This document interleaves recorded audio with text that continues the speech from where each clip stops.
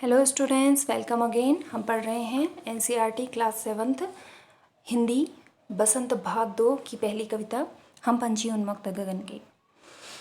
यह कविता श्री शिव मंगल सिंह सुमन जी द्वारा लिखी गई है। इस कविता के माध्यम से कवि ने स्वतंत्रता के महत्व पर जोर दिया है। उनका ये कहना है कि सुविधाओं से युक्त परतंत्रता से कहीं बेहतर हमारी वो स्वतंत्रता होती है, भले ही वहाँ पर हमें कोई सुविधा ना मिले। तो चलिए कविता देखते हैं। हम पंछी उन्मुक्त गगन के पिंजरबद्ध न गा पाएंगे, कनक तीलियों से टकराकर पुलकित पंख टूट जाएंगे। कवि कहते हैं कि हम पंछी जो हैं वो उन्मुक्त गगन के हैं, यानी कि खुले आसमान के हैं। पिंजरबद्ध न गा पाएंगे, हम पिंजरे में बंद होकर नहीं जी पाएंगे। कनक तीलियों से टकराकर पुलकित पंख टूट जाएंगे। कनक तीलियों से टकराकर, कनक मतलब सोने की तीलियाँ, तीलियाँ यहाँ पर कहा गया है सोने की पिंजरे की सलाखों को। तो कहते हैं कि सोने की सलाखों से टकराकर हमारे पुलकित पंख टूट जाएंगे। अब यहाँ पंखों को पुलकित इसलिए कहा गया है क्योंकि पक्षियों को ईश्वर द्वारा पंख उड़ान भरने के लिए दिए गए होते हैं, और जब वे उड़ते हैं तो बहुत खुश होते हैं, तो इसलिए पक्षियों के पंखों को पुलकित पंख बोला गया है। हम बहता जल पीने वाले मर जाएंगे भूखे प्यासे, कहीं भली है कटुक निबोरी कनक कटोरी की मैदा से। पक्षी कहते हैं कि हम बहता जल पीने वाले हैं। बहता जल मतलब नदियों झरनों का जल पीने वाले हैं, मर जाएंगे भूखे प्यासे। इस पिंजरे में बंद होकर हम भूखे प्यासे ही मर जाएंगे, क्योंकि कहीं भली है कटुक निबोरी कनक कटोरी की मैदा से। वे कहते हैं कि कनक कटोरी यानी कि सोने की कटोरी में परोसी गई मैदा से हमारे लिए कहीं भली क्या है, कटुक निबोरी। कटुक मतलब कड़वी, निबोरी मतलब नीम है।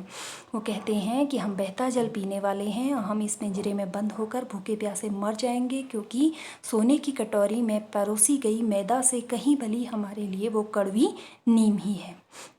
स्वर्ण श्रृंखला के बंधन में अपनी गति उड़ान सब भूले, बस सपनों में देख रहे हैं तरकी फुनगी पर के झूले। पक्षी कहते हैं कि इस स्वर्ण श्रृंखला के बंधन में, इस सोने के पिंजरे के बंधन में रहकर हम अपनी गति और उड़ान सब भूल गए हैं, बस सपनों में देख रहे हैं तरकी फुनगी पर के झूले। अब तो हम केवल सपने में ही क्या देख रहे हैं, पेड़ों की ऊंची ऊंची शाखाओं पर झूला झूलते हुए अपने आप का हम सपना देख रहे हैं। ऐसे थे अरमान के उड़ते नीले नभ की सीमा पाने, लाल किरण सी चोंच खोल चुकते तारक अनार के दाने। पक्षी अपनी इच्छा जाहिर करते हुए कह रहे हैं, ऐसे थे अरमान के उड़ते नीले नभ की सीमा पाने। हमारे ऐसे अरमान थे कि हम नीले नभ की सीमा को पाने के लिए या सीमा तक पहुंचने के लिए हम उड़ते रहते।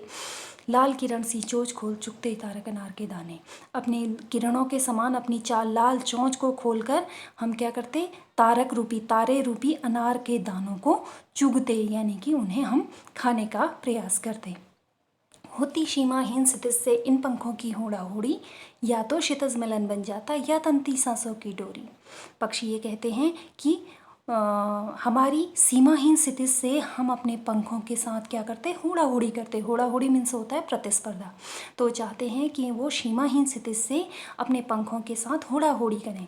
अब क्षितिज, क्षितिज किसे कहते हैं? क्षितिज वो स्थान होता है जहाँ पर धरती और आसमान आपस में मिलते हुए प्रतीत होते हैं, लेकिन ऐसा कोई स्थान नहीं होता है। वो इसीलिए क्षितिज को सीमाहीन बोला गया, क्योंकि उसकी कोई सीमा ही नहीं है। आप क्षितिज की ओर बढ़ते जाइए, आप उस क्षितिज को नहीं पा सकते, क्योंकि ऐसा प्रतीत होता है ऐसी कोई जगह नहीं होती है। तो इसीलिए क्षितिज को सीमाहीन बोला गया है। तो वो उस सीमाहीन क्षितिज के साथ अपने पंखों के साथ प्रतिस्पर्धा करना चाहते हैं, उस तक पहुंचने की प्रतिस्पर्धा करना चाहते हैं। या तो क्षितिज मिलन बन जाता या तंती सांसों की डोरी।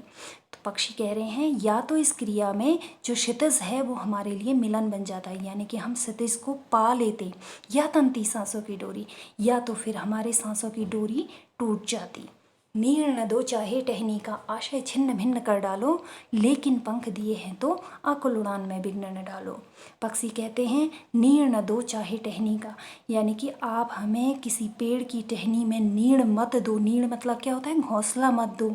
आशय छिन्न भिन्न कर डालो, हमारे जितने भी आशय हैं वो चाहे तोड़ फोड़ डालो, छिन्न भिन्न कर डालो, लेकिन पंख दिए हैं तो आकुल उड़ान में विघ्न न डालो। लेकिन अगर ईश्वर ने हमें पंख दे रखे हैं तो हमारी जो आकुल उड़ान में है उसमें किसी भी प्रकार का विघ्न मत डालो, यानी कि हमें पिंजरे में बंद मत करो।